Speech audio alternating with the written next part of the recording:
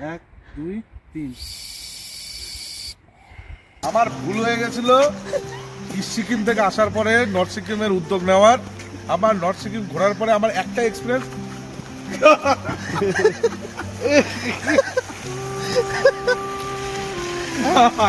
আমি আর জীবনে যাবো না, জীবনে যাবো না আমি।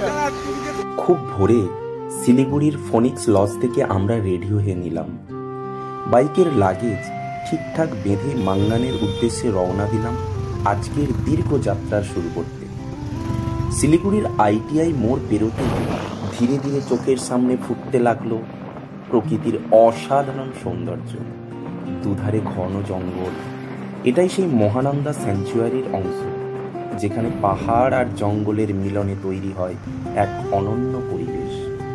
পাহাড়ে ওঠার আগে সেবক রোডে পেট্রোল পাম্পের পাশে হালকা টিফিন করে নিলাম আমরা। এরপর সামনের দিকে এগোতে থাকতেই দেখা মিলল ছোট ছোট ব্রিজ আর নিচ দিয়ে বয়ে চলা পাহাড়ি নদীর স্বচ্ছ জল। আর কিছুটা এগোতেই পৌঁছালাম সেই আমাদের পরিচিত কালীবাড়িতে। মায়ের কাছে প্রার্থনা জানিয়ে শুরু করলাম আজকের আসল পাহাড় যাত্রা। কিছুক্ষণ পরেই সামনে এসে দাঁড়ালো সেই ঐতিহাসিক করোনেশন ব্রিজ। তিস্তার ওপর দাঁড়িয়ে থাকা অত্যন্ত গুরুত্বপূর্ণ এই ব্রিজ প্রতীকের মনের অন্য রকম রোমাঞ্চ তৈরি করে। তোমরা শুনলে অবাক হয়ে যাবে, মাত্র 4 লক্ষ টাকা। 4 লক্ষ টাকা এই ব্রিজটা তৈরি হয়েছিল। যদিও 1937 সালের 4 লক্ষ টাকা আর 2025 সালের 4 লক্ষ টাকার মধ্যে ডিফারেন্স আছে। এরপর 10 নম্বর জাতীয় সড়কের ভাঙাচোরা রাস্তা ক্রস করে তিস্তা বাজার পার হয়ে পাহাড়ের মনোমুগ্ধকর দৃশ্য উপভোগ করতে করতে পৌঁছে গেলাম পশ্চিমবঙ্গ সিকিমের বর্ডার রংপোতে। আমরা রংপো ব্রিজে চলে এসেছি। শিলিগুড়ি থেকে রংপো ব্রিজের ডিস্টেন্স হচ্ছে 74 কিলোমিটার। এই ব্রিজের বিশেষ একটি গুরুত্ব আছে। এটি একটি বর্ডার এলাকা, অর্থাৎ বর্ডার বলতে স্টেটের বর্ডার। আমাদের ওয়েস্ট বেঙ্গল এবং সিকিমের বর্ডার পয়েন্ট হচ্ছে এই রংপো ব্রিজ। এই ব্রিজের একদিকে ওয়েস্ট বেঙ্গল আর অপর দিকে সিকিম, আর এর নিচ দিয়ে বয়ে গেছে আমাদের চিরপরিচিত উত্তরবঙ্গের অন্যতম প্রধান নদী তিস্তা।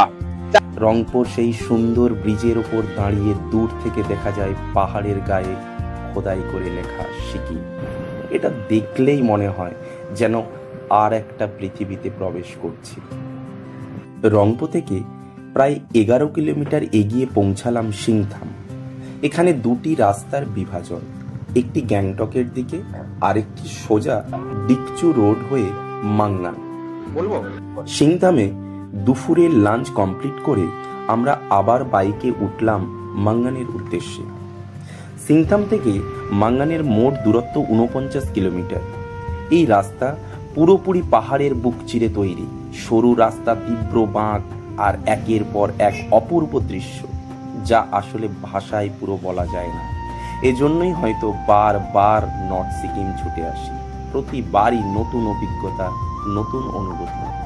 তবে রাস্তাটা সত্যিই কঠিন। ডিকচু রোড কন্ডিশন ভীষণ খারাপ। জায়গায় জায়গায় ভাঙা রাস্তায় বাইক চালাতে সত্যিই বুক কেঁপে ওঠে।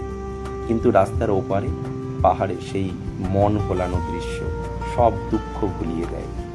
এভাবেই রাস্তাকে জয় করতে করতে অবশেষে সন্ধ্যার দিকে পৌঁছে গেলাম আজকের গন্তব্য মাঙ্গানের সেই হেলিপ্যাড গ্রাউন্ডের কাছে। আমরা এখন প্রায় 9000 হাই অল্টিটিউডের উপরে আছি এবং এই জায়গাটার নাম হচ্ছে মাঙ্গান। সব থেকে বড় কথা, কালকে সকালবেলা আরো ভালো করে দেখাবো। এখানে মাঙ্গানের হেলিপ্যাড গ্রাউন্ড আছে এবং তার পাশেই সাকজারলি হোমস্টে, খুব সুন্দর ভিউ। এবং এদের কটেজগুলো প্রত্যেকটা ব্যাম্বু দিয়ে তৈরি, অসাধারণ।